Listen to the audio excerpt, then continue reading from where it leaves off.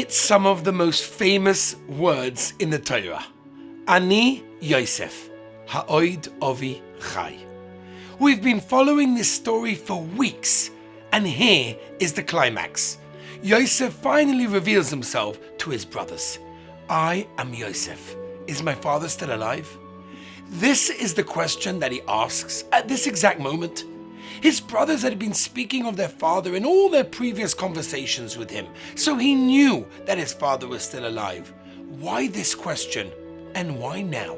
The Torah continues by telling us the brothers could not answer him. They had nothing to say.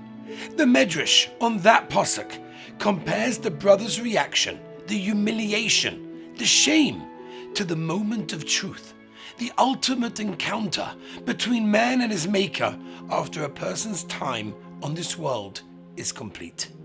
If the brothers could not face Yosef, how will we be able to find words to defend ourselves when confronted by our deeds in front of the Melech Malchem Lochem, the Rabbeinu Shalom? Oy lanu miyoim hadin, says the Medrash.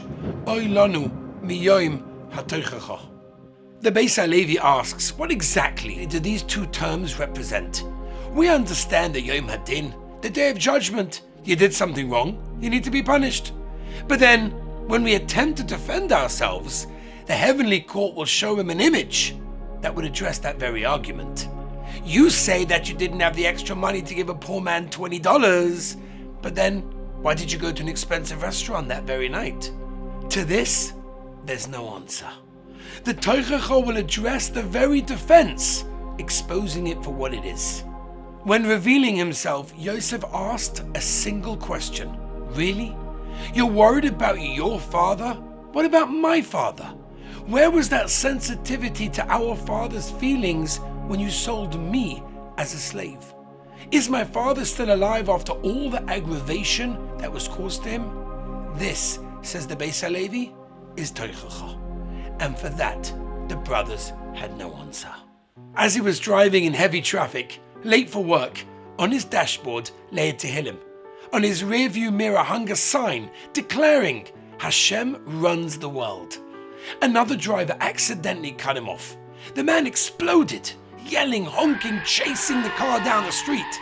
At the next red light, the other driver rolled down his window and quietly said, if Hashem runs the world, why are you so angry at me?